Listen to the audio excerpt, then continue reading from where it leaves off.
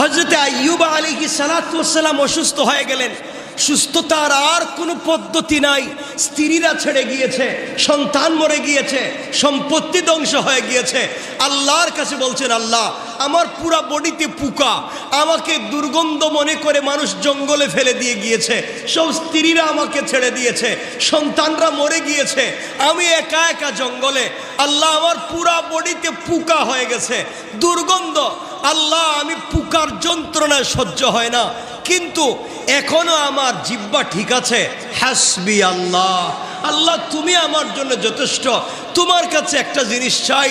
এই কথাগুলা বলতেছেন হযরত আইয়ুব। দেখেন, একটা পোকা তার জিহ্বার কাছাকাছি এসে চিমটি কাটছে।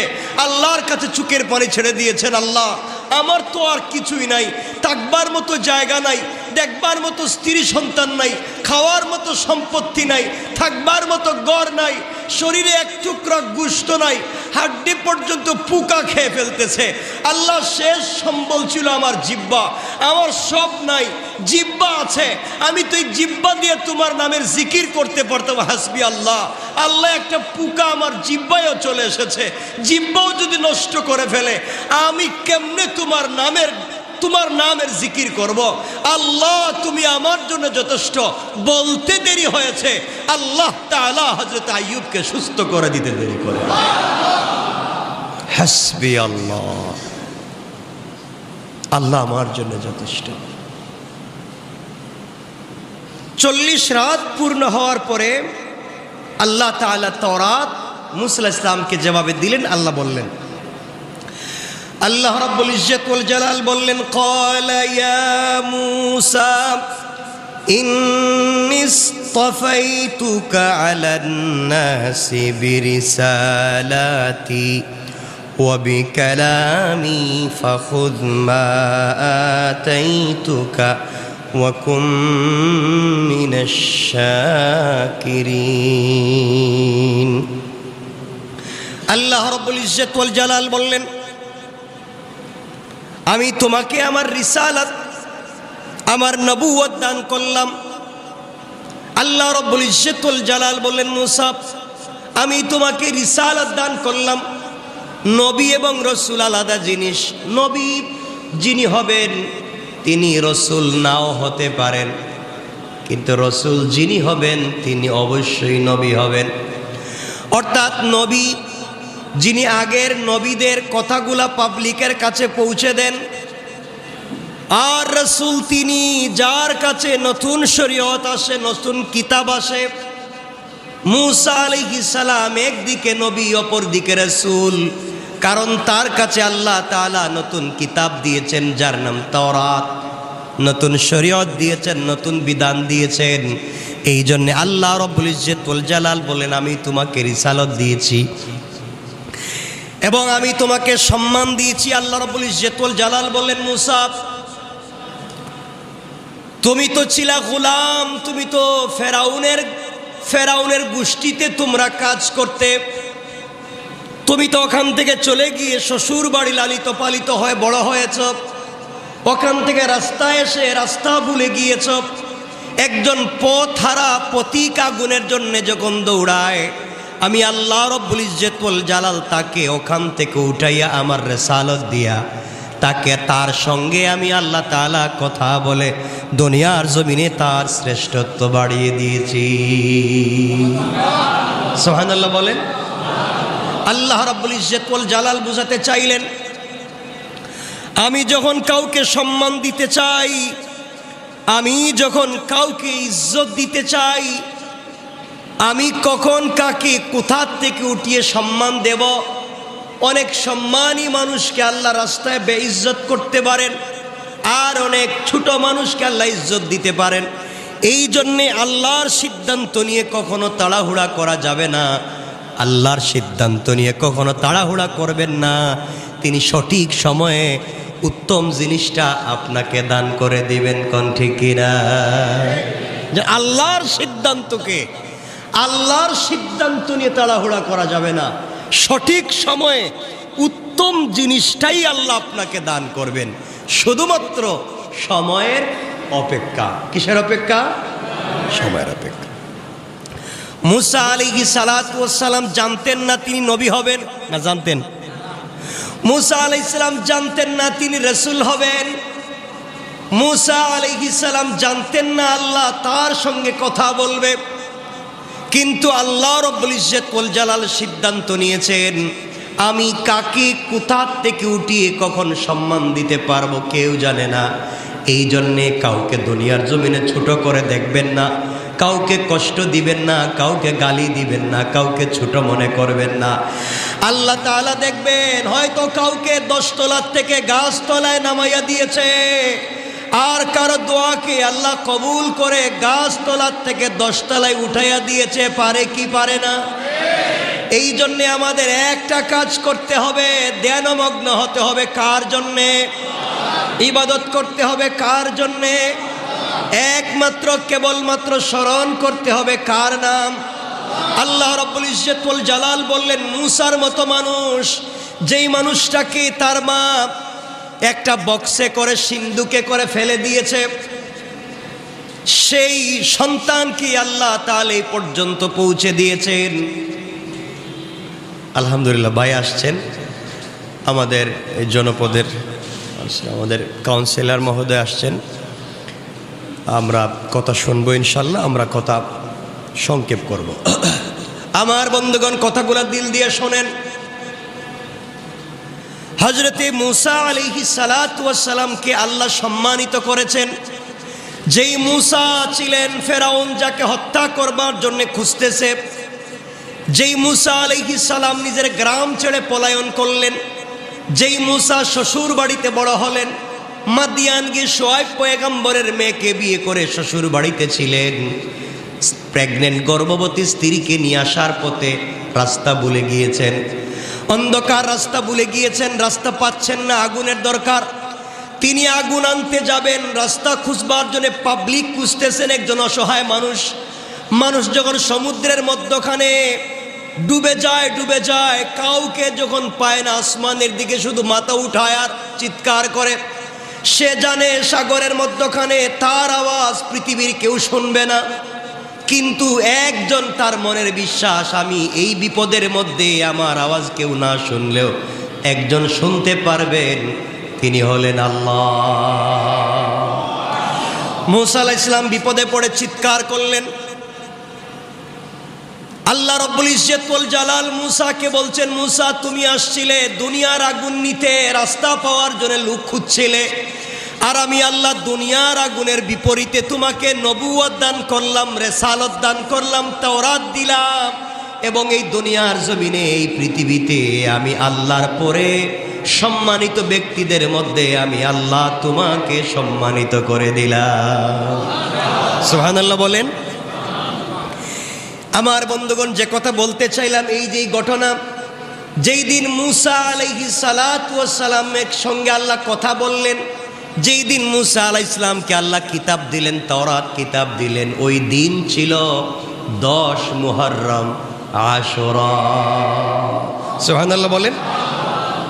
তাইলে আমরা বুঝতে পারলাম আশুরার দিন শুধু হযরত হুসাইন রাদিয়াল্লাহু তাআলা আনহুর শাহাদতের মধ্য দিয়ে মর্যাদা লাভ করেনি, বরং এর অর্থ এটা নয় যে হযরত হুসাইন রাদিয়াল্লাহু তাআলা আনহুর শাহাদত 10 মুহররম হয়নি, এটা নয়। হযরত হুসাইন রাদিয়াল্লাহু তাআলা আনহু 10 মুহররম শাহাদত বরণ করেছেন। শাহাদতের মধ্য দিয়ে হযরত হুসাইন রাদিয়াল্লাহু তাআলার মর্যাদা বেড়ে গিয়েছে। এই 10 মুহররম অনেক ঘটনা, এর মধ্যে একটা হলো এই 10 মুহররম আল্লাহ যেদিন পৃথিবী সৃষ্টি করার নিয়ত করলেন, এই দিন ছিল, সবাই বলেন, 10 মুহররম। আল্লাহ যেদিন আসমান জমিন সৃষ্টি করলেন ওই দিন, আল্লাহ যেদিন পৃথিবীর জমিনে পানি দিলেন ওই দিন, যেই দিন পৃথিবীর পানির মধ্যখানে পুরা দুনিয়া সাগর, এই সাগরের মধ্যখানে ফেনা সৃষ্টি করলেন ওই দিন, এই ফেনার মধ্যখানে মাটি তৈরি করে কাবাগর তৈরি করলেন ওই দিন, কাবাগরের সোজা উপরে একবারে আসমানের উপরে বাইতুল মামুর যেই দিন তৈরি করলেন ওই দিন 10 মুহররম। আল্লাহ তাআলা যেদিন হযরতে আমাদের কলিজার টুকরা আদম আলাইহিস সালামকে সৃষ্টি করলেন ওই দিন আদমকে জান্নাতে রাখলেন ওই দিন, আদমকে জান্নাত থেকে বের করে জমিনে পাঠালেন ওই দিন, আদমকে এবং হাওয়া আলাইহিস সালামের দোয়া কবুল করলেন, একজনকে শ্রীলঙ্কায় আর একজনকে জিদ্দায় মানে জাদ্দা পাঠিয়ে যেদিনকে দুজনকে একত্রিত করে পরিচয় করিয়ে দিলেন আরাফে, ওই দিন যেই দিন তাদের দোয়াকে কবুল করলেন, হযরতে আদম আলাইহিস সালামের দোয়াকে যেদিন আল্লাহ কবুল করলেন ওই দিন 10 মুহররম। তাহলে 10 মুহররমের ঘটনা কি ছোট?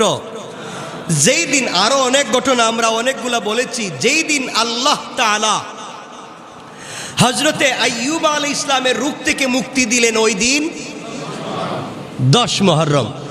যেই দিন হযরতে ইদ্রিস আলাইহিস সালামকে জান্নাতে উঠায় নিলেন ওই দিন, যেই দিন ঈসা আলাইহিস সালামকে দুনিয়া থেকে উঠায় নিলেন ওই দিন। তাইলে 10 মুহররম ছোট কোনো দিন নয়। আল্লাহ বুঝাতে চাইলেন যেই দিন মুসা আলাইহিস সালামকে ফেরাউনের হাত থেকে রক্ষা করলেন ওই দিনও 10 মুহররম। এতক্ষণ আমরা কথা বললাম মুসা আলাইহিস সালামের সঙ্গে যেই দিন আল্লাহ কথা বলেছেন ওই দিনও 10 মুহররম। যেই দিন মুসা আলাইহিস সালামকে আল্লাহ তাওরাত দিয়েছেন ওই দিনও 10। তাহলে 10 মুহররম অনেক দাম, আল্লাহর কাছে অনেক দাম। তাইলে আমরা জানতে পারলাম যে 10 মুহররম আল্লাহ তাআলা মুসা আলাইহিস সালামের সঙ্গে কথা বলেছেন, মুসা আলাইহিস সালামকে কিতাব দিয়েছেন। এখন তাওরাত হিব্রু ভাষায়, এই তাওরাত নিয়ে আমাদের আজকের আর আলোচনার দরকার নেই, যেহেতু তাওরাত মুসা আলাইহিস সালামের কিতাব, এখন আর এটা চলবে না। আমরা এতটুকুন এখানে মনে করি যেহেতু এখন আল কোরআন। কথা যেটা হচ্ছে, মুসা আলাইহিস সালামের কাছে আল্লাহ কিতাব দিয়েছেন তাওরাত, এটাকে বলে কিতাবুল্লাহ। আল্লাহ তাআলা এটা তেলাওয়াত করেন নাই। আল্লাহ তাআলা তাওরাত আল্লাহ তেলাওয়াত করেন নাই, শুধু আল্লাহর কিতাব, এজন্য কিতাবুল্লাহ। সাহিফা হিজকিল কিতাবুল্লাহ, জাবুর কিতাবুল্লাহ, ইনজিল কিতাবুল্লাহ, এই সবগুলা কিতাব, কিন্তু কালামুল্লাহ না।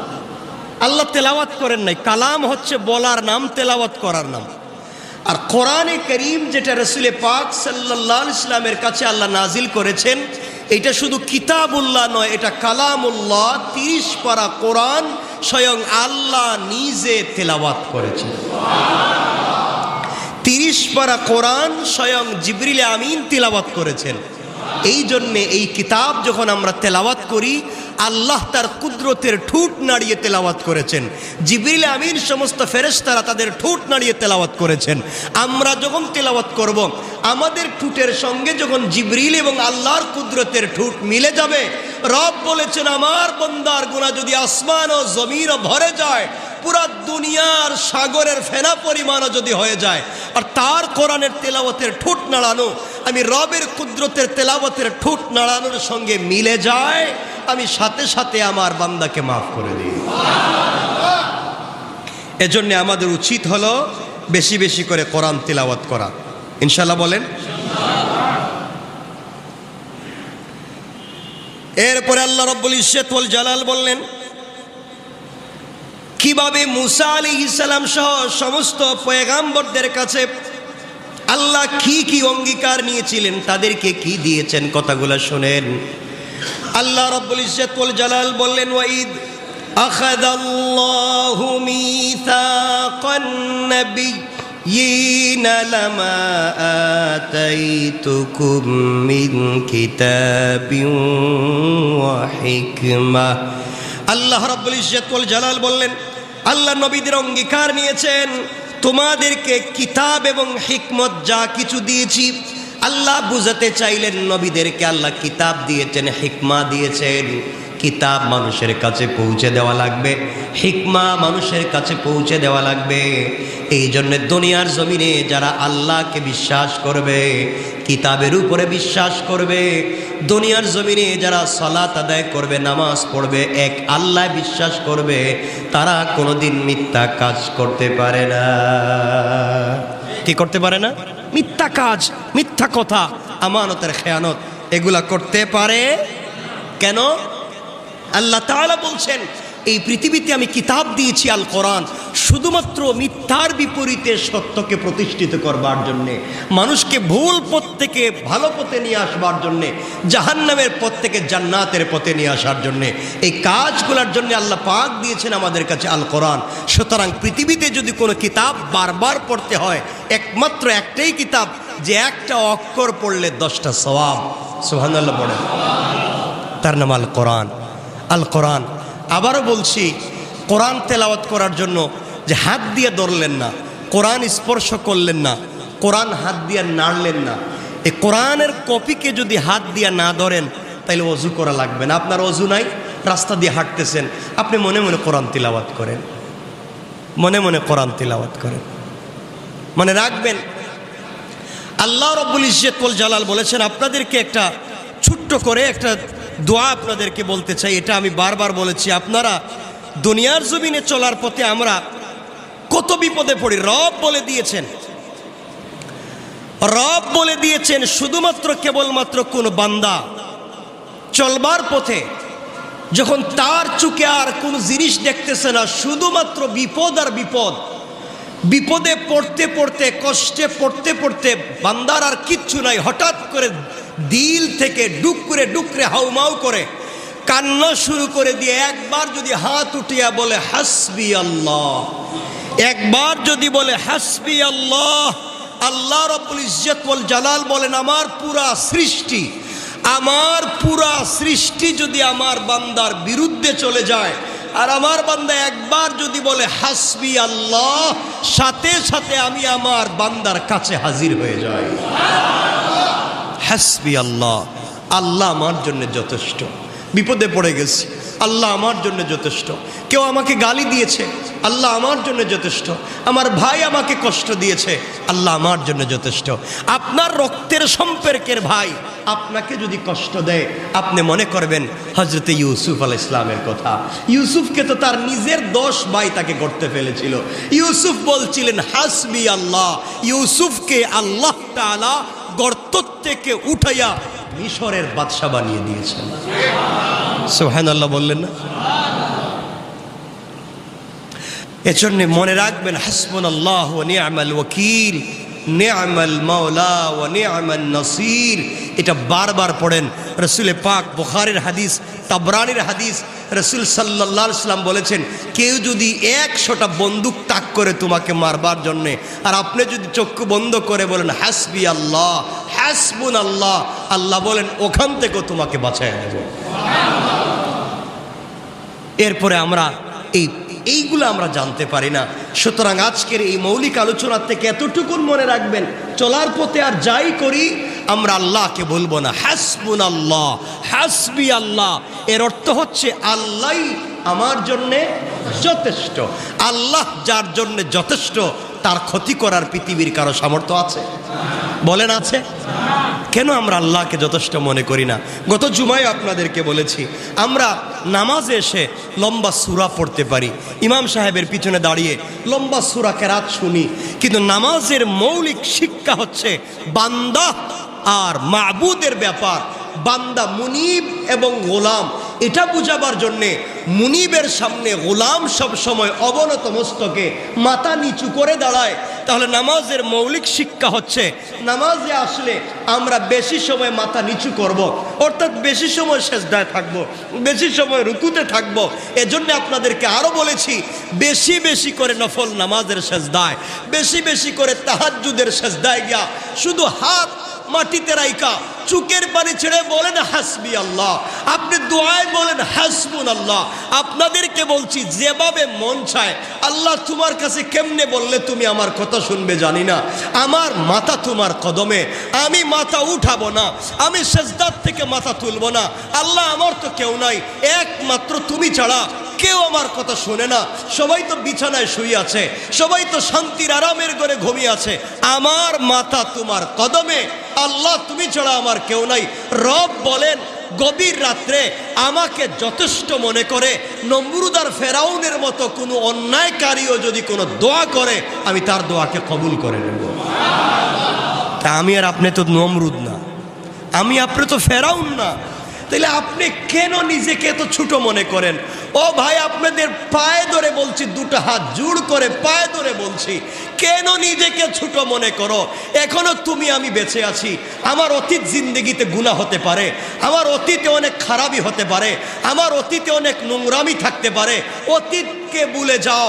ভবিষ্যৎ তোমার জিন্দগির ভবিষ্যৎ এখনো পারফেক্ট। ভবিষ্যতে কোনো দাগ লাগে নাই, ভবিষ্যতে কোনো কালিমা লাগে নাই, ভবিষ্যতে কোনো গুনাহ এখনো হয় নাই।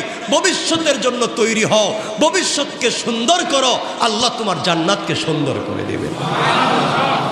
পারবো না ইনশাআল্লাহ? ইনশাআল্লাহ। নামাজের জন্য কোন কালারের টুপি লাগবে, কোন কালারের পাঞ্জাবি লাগবে, কিচ্ছুর দরকার নাই। টুপি থাকলে মসজিদে আসো, না থাকলে আসো।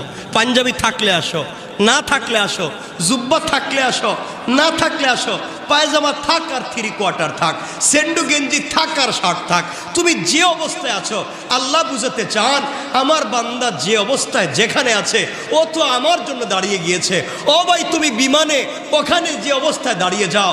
ও ভাই, তুমি সাগরে ওখানে তুমি দাঁড়িয়ে যাও। তুমি রাস্তায় জমিনে যেখানে যে অবস্থায় আছো, হাসবি আল্লাহ, আল্লাহ আমার জন্য যথেষ্ট।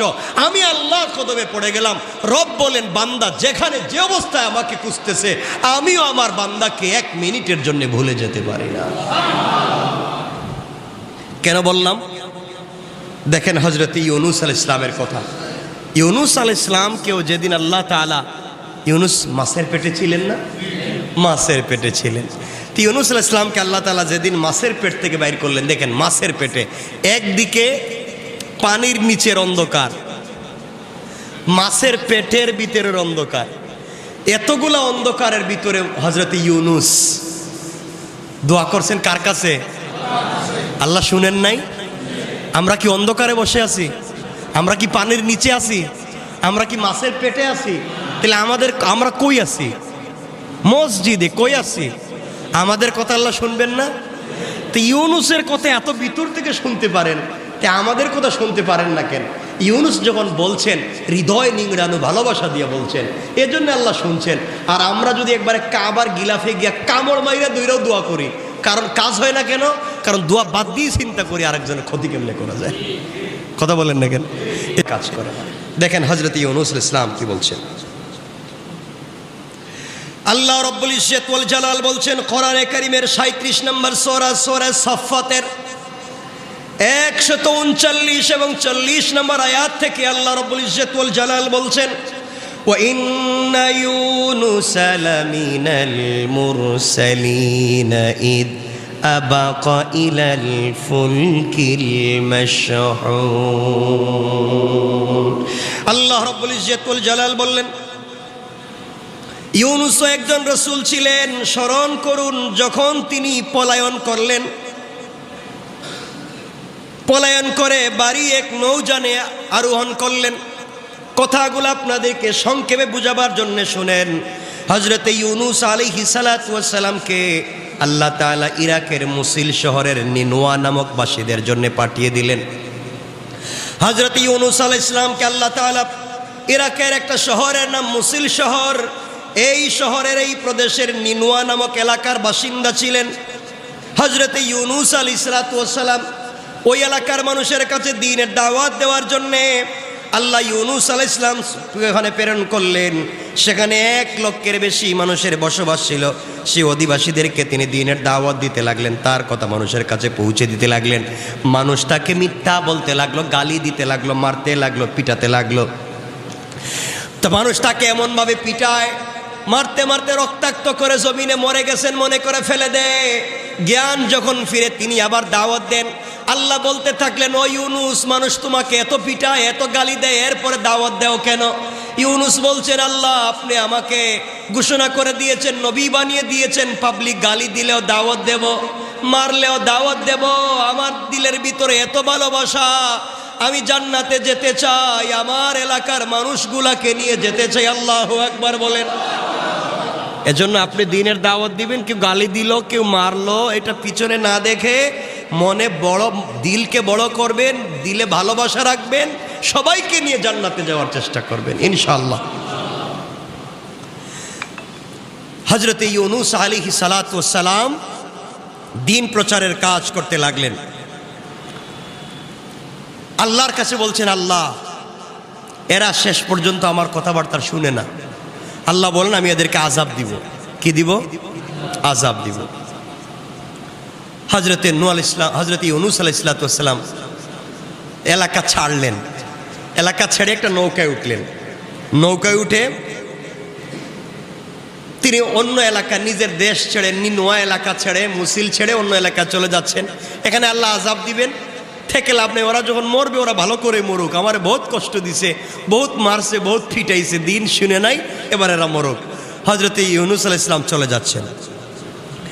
নৌকা যখন মাঝ সাগরে গেছে, নদীর মধ্যখানে, তখন তো তুমুল ঝড়, বৃষ্টি, তুফান শুরু হয়েছে। নৌকার যাত্রীরা আশঙ্কা করলো সবাই মরতে হইব। কি করতে হইব? সবাই মরতে হবে, আমাদের বাঁচবার আর কোনো পথ নাই। আরোহীরা ভাবলো, নিশ্চয় আমাদের নৌকায় এমন কেউ আছে যে তার মালিকের বিনা অনুমতিতে পালিয়ে সে নৌকায় উঠেছে। তাইলে এতটুকুন রাস্তা ভালো ছিল, হঠাৎ করে মাঝ নদীতে আসার পরে নৌকা ভেঙে যাচ্ছে কেন? তুফান, নৌকায় পানি উঠে যাচ্ছে। নিশ্চয় এই নৌকায় এমন কোন যাত্রী আছে যে মালিকের অনুমতি না নিয়ে পালিয়ে আসছে। আল্লাহু আকবার বললেন না? সুতরাং এই অপরাধী লোকটাকে খুঁজে বের করে নৌকা থেকে বের করে ফেলে দিতে হবে, তাইলে আমাদের নৌকা ডুববে না। মানুষের একটা ধারণা যে এখানে কেউ গোপনে কেউ চলে আসছে। হযরত ইউনূস আলাইহিস সালাম চিন্তা করলেন, মালিককে না জানিয়ে পলায়ন করে যদি কেউ এসে থাকে তাইলে তো সেটা আমি। আল্লাহু আকবার। ইউনূস চিন্তা করলেন, আমি তো আল্লাহকে না জানিয়ে, আল্লাহকে না বলে, আমার একমাত্র মালিক আল্লাহ, আল্লাহকে না বলে আমি নৌকায় উঠছি, তাহলে নিশ্চয় আমি আমার মালিককে না জানিয়ে অপরাধ করেছি। হযরত ইউনূস আলাইহিস সালাম বললেন, আমি আমার মালিকের অনুমতি না নিয়ে এসেছি, আমি অপরাধী। সুতরাং তোমরা সবাই মরবে, আমার কারণে হতে পারে না, আমাকে তোমরা নদীতে ফেলে দাও। সবাই চিন্তা করে, কই কি নৌকার মধ্যে সব থেকে ভালো মানুষ হে রুসিলা নিয়ে আমরা দোয়া করে দোয়া কবুল করাম, এই চিন্তা করতেছি। আমরা মহা বিপদে আছি, এর উসিলায় দোয়া করলে কবুল হবে এই চিন্তা করতেছি, আর বেচারা বলতেছে সে পলায়ন করছে। কেউ মানে না। হযরত ইউনূস আলাইহিস সালাম নিজেকে যাত্রীদের কাছে সমর্পণ করে বললেন, তোমরা আমাকে ফেলে দাও। সবাই তার চেহারা দেখে তো মুগ্ধ, এই লোকটাকে তো ফেলে দেওয়া যায় না, এর মতো ভালো মানুষ আর হতে পারে না, এত সুন্দর নেককার চেহারার মানুষ অপরাধী হতে পারে না। তারা সিদ্ধান্ত নিল এই লোকটাকে ফেলবো না। হযরত ইউনূস বলছেন, তোমরা যদি আমাকে না ফেলো আমি লাফ দিব। আল্লাহু আকবার বললেন। হযরত ইউনূস আল্লাহকে অনুমতি না নিয়ে আসছেন, তিনি বলতেছেন তোমরা না ফেললে আমি নিজের লাভ দিব। আর আমরা যদি এখানে হইতাম, চুরি চামারি সব করে নৌকা উঠে তসবিহ পড়তাম আর বলতাম আমি কাবাগরের খতিব সাহেব, আমরা সব থেকে বড় হুজুর হয়ে বসে থাকতাম। আর হযরত ইউনূসের মতো মানুষ, আল্লাহর একজন পয়গম্বর, শুধু আল্লাহর অনুমতি নেন নাই, তিনি চিন্তা করতেছেন আমার কারণে এতগুলো মানুষ মরবে, আমি আগে থেকে সরে যাই, আমি আগে থেকে সরে যাই, আমি আগে থেকে সরে যাই। এই জায়গাটা ভালো থাকুক, এই নৌকার যাত্রীরা ভালো থাকুক, এই সমাজের মানুষ ভালো থাকুক, আমি আমার খারাপই নিয়ে আমি দূরে যাই, মানুষ ভালো থাকুক। কেউ মানলো না। সবাই বলো, না আপনাকে ভাবে ফেলে দিব না, আমরা লটারি দিব। কি দিব? লটারি। আমার মুসলমান বন্ধুগণ, গভীর মনোযোগ। আল্লাহর পয়গম্বর, আখিরি জামানার নবী, সরকারে কায়নাত, দু জাহানের সরদার, নবী রহমত জনাব মুহাম্মদ রাসূলুল্লাহ সাল্লাল্লাহু আলাইহি ওয়াসাল্লামের কাছে আল্লাহ তাআলা কোরআনের আয়াত নাজিল করে ইউনূস আলাইহিস সালামের ঘটনা বলতে গিয়ে আল্লাহ তাআলা বলছেন, আল্লাহ তাআলা বললেন, সবাই যখন লটারি করার সিদ্ধান্ত নিল, সবার নাম লিস্টি করা হলো, লটারি করার জন্য কাগজ ফেলে দেওয়া হলো, নাম উঠাবার জন্য কাগজ উঠানো হলো। যেই নামটা সর্বপ্রথম এসেছে সেই নামটা হলো হযরত ইউনূস। সবাই আশ্চর্য হয়ে গেল, লটারিতে তো ইউনূসের নামই উঠলো, তাইলে ইউনূসরে ফেলে দেই। ইউনূস বলছেন আমার নাম উঠেছে, আমাকে ফেলে দাও। সবাই বলছে আবার দেখবো, এরপরে তোমাকে ফেলবো না। আল্লাহু আকবার। সবাই মিলে আবার লটারিতে আবার কাগজ ফেললো, আবার একজন বাচ্চাকে দিয়ে কাগজ উঠানো হলো। ওই কাগজেও দেখা যায় আবার যার নাম উঠেছে তার নাম হযরতে ইউনূস। পাবলিক আশ্চর্য হয়ে গেল, শুধু এই নাম উঠে কেন? এত মানুষ থাকতে, এত কাগজ থাকতে তার নাম উঠে কেন? বিশ্বাস করতে পারল না। তারা তৃতীয়বার লটারি করলো, এবারও একবার নাম উঠলো হযরতে ইউনূসের নাম। ইউনূস ভাবলেন অনেক হয়েছে, আমি অপরাধী। তোমরা ভাবতেছো আমি আমার চেহারা দেখা মনে করতেছো বহুত বড় বুজুর্গ আল্লাহর ওলি, তোমরা আমার বেশভূষায় মনে করতেছো আমি বহুত বড় বুজুর্গ, আমার লম্বা জুব্বা, আমার মাথায় পাগড়ি, আমার লম্বা দাড়ি, তোমরা ভাবতেছো আমি বুজুর্গ। কিন্তু আমি যে আমার মালিকরে না জানাই আসছি তোমরা জানো না। আমার আল্লাহ এতগুলা মানুষের সামনে 3 বার আমার নাম অপরাধী বানাইয়া দিয়েছেন। সুতরাং তোমরা যদি আমাকে না ফেলো, আমি নিজেই পড়ে গেলাম, এই কথা বলে তিনি লাফ দিলেন। হযরতে ইউনূস আলাইহিস সালাম নিজেই ঝাঁপ দিলেন। নিজেই ঝাঁপ দিয়ে পানিতে যখন পড়ে গেলেন, সেই পানিতে পড়ে যাওয়ার সাথে সাথে ইউনূস আলাইহিস সালাম নিজেকে অপরাধী ভেবে তিনি পড়ে গেলেন। আল্লাহ বুঝাতে চান দুনিয়ার জমিনে কেউ যদি গুনাহ করে, কেউ যদি অপরাধ করে, নিজেকে অপরাধী বলতে পারে, আমি গুনাহ করেছি, গুনাহ করার পরে যদি গুনাহ স্বীকার করে, অপরাধ করার পরে অপরাধ স্বীকার করে, আল্লাহ খুশি হয়ে যায়। ইউনূস আলাইহিস সালাম আল্লাহকে না জানাইয়া গিয়েছেন, এ কথা স্বীকার করেছেন, আল্লাহ তাআলা খুশি হয়ে গিয়েছেন। হযরতে ইউনূস নদীতে ঝাঁপ দিলেন, এদিকে আল্লাহ তাআলা পানির মধ্যে বৃহৎ আকারের সামুদ্রিক একটা মাছকে বলছেন, মাছ ইউনূস যখন লাফ দিছে, এরে তোমার পেটে ঢুকাও। আল্লাহু আকবার না?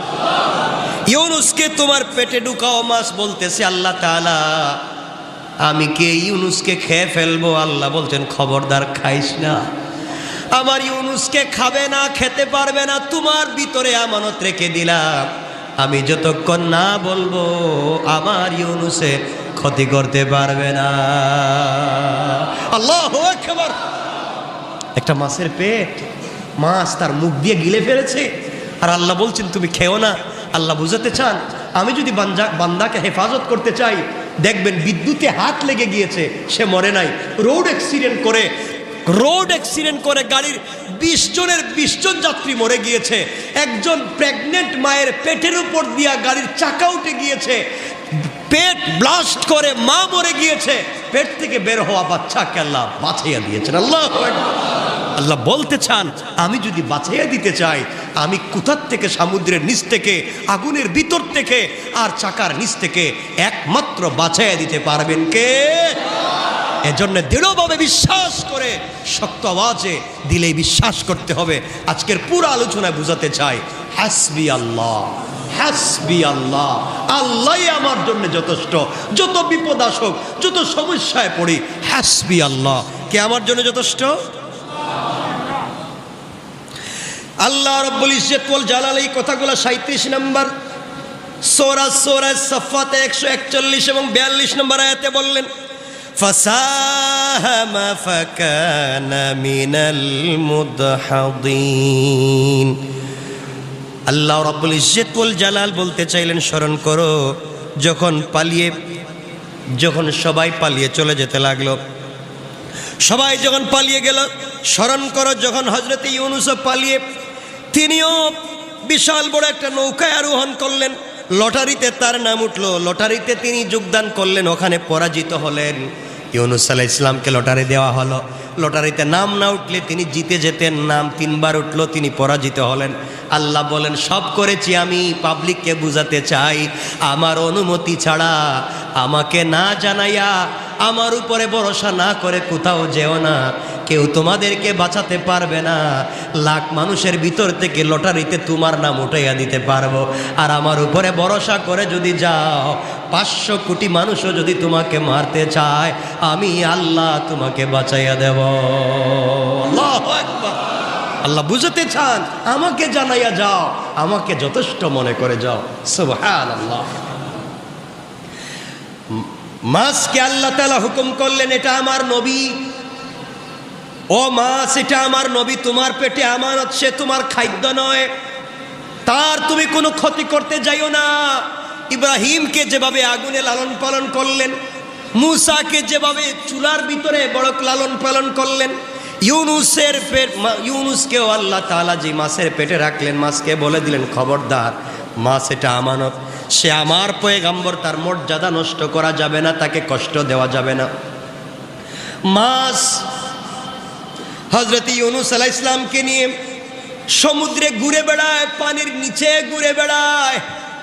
হযরত ইউনুস তো জানেনই না তিনি কোথায় আছেন। হযরত ইউনুস আলাইহিস সালাম মাছের পেটের মধ্যে প্রবেশ করেছিলেন, তখন তিনি ভেবেছিলেন যে তিনি মারা গেছেন। তিনি তার হাত ও পা সঞ্চালন করে তখন অনুভব করলেন না হাত পা নড়ে, এখনো মরেন নাই। তিনি বুঝতে পারলেন তিনি এখনো জীবিত। তিনি যখন বুঝতে পারলেন মাছের পেটের ভিতরে হাত পা নাড়াচাড়া করে, তিনি যখন বুঝতে পারলেন তিনি জীবিত, সঙ্গে সঙ্গে আল্লাহ পাকের দরবারে শুকরিয়া আদায় করে মাছের পেটের ভিতরে সেজদায় পড়ে গেলেন। আল্লাহু আকবার। আল্লাহ রব্বুল ইজ্জতুল জালাল যখন বুঝতে পারলেন আমার ইউনুস মাছের পেটে জীবিত, মনে করে সর্বপ্রথম আমাকে যথেষ্ট মনে করে সেজদায় পড়ে গিয়েছে। আর ইউনুস আলাইহিস সালাম বলছেন, হে আমার আল্লাহ, আমি আপনার জন্য এমন এক স্থানে মসজিদ বানিয়ে ফেলেছি, ও আমার মুনিব, আমি এমন একটা জায়গায় তোমাকে সেজদা করতেছি, এমন একটা জায়গায় মসজিদ বানিয়ে ফেলেছি। অর্থাৎ তিনি বুঝাতে চান মাছের পেটের ভিতরে আমি এমন একটা জায়গায় তোমাকে সেজদা করতেছি, সেজদার স্থান বানিয়েছি মাছের পেটের ভিতরে। আয় আল্লাহ তাআলা, যেখানে অন্য আর কেউ আর কখনো আপনার ইবাদত করেনি। কি কথাটা চিন্তা করেন। হযরতে ইউনুস বলছেন, আয় আল্লাহ, আমি এমন একটা জায়গায় তোমাকে সেজদা করতেছি, এমন একটা জায়গায় তোমার কদমে সেজদা করতেছি, আমার আগে মাছের পেটের ভিতরে আর কেউ আসে নাই, এই জায়গায় আর কেউ সেজদা করে নাই, একমাত্র আমি এমন একটা জায়গায় তোমার ইবাদত করতেছি যেখানে আর কেউ করে নাই। তিনি কাতরভাবে বলতে লাগলেন, অন্ধকারে আল্লাহর দরবারে আরজ করলেন, তুমি ব্যতীত কোনো মাবুদ নাই, হাসবুনাল্লাহু ওয়া নি'মাল ওয়াকিল, নি'মাল মাওলা ওয়া নি'মান নাসির। আল্লাহ, তুমি আমার জন্য যথেষ্ট, এখানে আর কেউ নাই, তুমি ছাড়া ইবাদতের আর কেউ নাই, তুমি ছাড়া সাহায্যকারী আর কেউ নাই। হযরতে ইউনুস আলাইহিস সালাম কাঁদতে লাগলেন, দোয়া করতে লাগলেন, আর তিনি বলতে লাগলেন, আল্লাহ তাআলা, আমি দোষ করেছি, আমি দোষী, আমি জুলুম করেছি। দোষ স্বীকার করলেন, তিনি দোষ স্বীকার করলেন আর বলেন, আমি জুলুম করেছি। ইউনুস আলাইহিস সালাম বলেন, লা ইলাহা ইল্লাল্লাহ, আল্লাহ ছাড়া আর কেউ নাই। এইভাবে কাঁদতে কাঁদতে কাঁদতে কাঁদতে পাগল হয়ে গেলেন, ইস্তেগফার করতে লাগলেন। আর তিনি বলতে লাগলেন, আল্লাহ তাআলা, কিয়ামত পর্যন্ত যদি মাছের পেটের ভিতরে আমাকে থাকা লাগে, সেজদায় থাকবো, মাথা উঠাবো না। দোয়া করতে লাগলেন। দোয়া করতে করতে যে কথাগুলা ইউনুস আলাইহিস সালাম আল্লাহকে বলছেন, আল্লাহ কোরআনে আয়াত নাজিল করে দিলেন। আমার আল্লাহ জানাইয়া দিলেন, ফানাদা ফিজ যুলুমাতি আল্লা ইলাহা ইল্লা আনতা সুবহানাকা ইন্নী কুনতু মিনাজ জালিমিন। আল্লাহ বলেন, আমার ইউনুস দোয়া করেছে, লা ইলাহা ইল্লা আনতা, আয় আল্লাহ, তুমি ছাড়া আর কিচ্ছু নাই, সুবহানাকা, একমাত্র তুমি পুত পবিত্র, আর কিছুই নাই, ইন্নী কুনতু মিনাজ জালিমিন, আমি ভুল করেছি, অন্যায় করেছি, তুমি ছাড়া আর কিছুই নাই। আল্লাহ তাআলা জবাব দিলেন, ও ইউনুস, পানির নিচে, সাগরের নিচে, মাছের পেটের ভিতরে কেউ তোমার কথা শুনবে না, একমাত্র আমি ছাড়া। আল্লাহ জবাব দিলেন, ফাস্তাজাবনা লাহু ওয়া নাজ্জাইনাহু মিনাল গাম্মি ওয়া কাযালিকা নুনজিল মুমিনিন। আল্লাহ রব্বুল ইজ্জতুল জালাল বললেন, আমি তার ডাকে সাড়া দিয়েছি, তাকে উদ্ধার করেছিলাম দুশ্চিন্তা থেকে। এভাবেই যারা মুমিন গুনাহ করার পরে তওবা করে, আমি আল্লাহ তাদেরকে এভাবে হেফাজত করে ফেলি। করেন সুবহানাল্লাহ, আল্লাহু আকবার বলেন। ইউনুস আলাইহিস সালামকে আল্লাহ তাআলা যেই দিন মাছের পেট থেকে বের করলেন, ওই দিন ছিল 10 মুহররম আশুরা। অনেক কথা লম্বা আর করতে চাই না, তাহলে 10 মুহররমের কথা বুঝাতে চাইলাম। ইউনুসকে আল্লাহ হেফাজত করলেন। সুতরাং যত কিছুই করি আমাদের জন্য যথেষ্ট কে? আমরা অন্যায় করে ফেললে তওবা করব কার কাছে? আল্লাহ আমাদের কাউকে ফেলে দিবেন না, আল্লাহ আমাদের কাউকে বিপদে ফেলবেন না। আল্লাহই পারেন একমাত্র আমাদেরকে হেফাজত করতে। আমার কথা মনে থাকবে তো ইনশাআল্লাহ? সবাই বলেন। সবাই আমার জন্য দোয়া করবেন, আপনাদের জন্য দোয়া করি। ভাই অসুস্থ, কয়েকদিন আগে আমেরিকা থেকে আসছেন চিকিৎসা নিয়ে, আপনারা দোয়া করবেন। আমি তো অনেক বড় আশা করি আল্লাহ যেন তাড়াতাড়ি সুস্থ করে দে। পুরা এই মহল্লা না, পুরো এই ঢাকাবাসীকে যা খেদমত করার জন্য যেন আল্লাহ কবুল করেন। অনেকে দোয়া চেয়েছেন, দোয়া করবেন। মৃত ওয়াহাদ বক্স এবং জামিলা খাতুনের জন্য দোয়া চাওয়া হয়েছে। আফিয়া আঞ্জুম অসুস্থ, দোয়া চেয়েছেন। শেখ আব্দুস সাত্তার বাবা মার জন্য দোয়া চেয়েছেন।